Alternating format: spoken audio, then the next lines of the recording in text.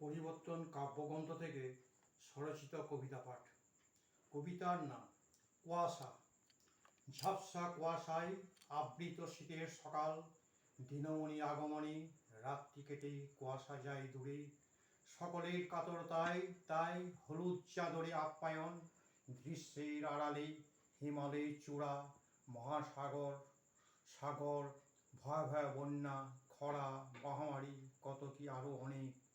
বাজি করে খেলার মতো আপন ভোলাই সব মত্ত, পা ফেলা শিশুর আনন্দে পুলকে দেয় হাততালি।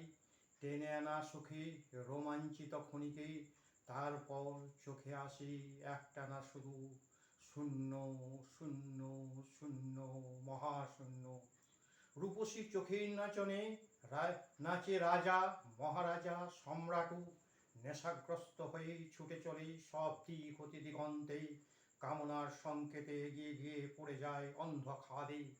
কুয়াশা ভরা আচ্ছন্নে বেতালের চলে চতুর্দিকে, বিবেকের থাপ্পড়ে অবশেষে চোখ মেলে তাকায়। ধন্যবাদ।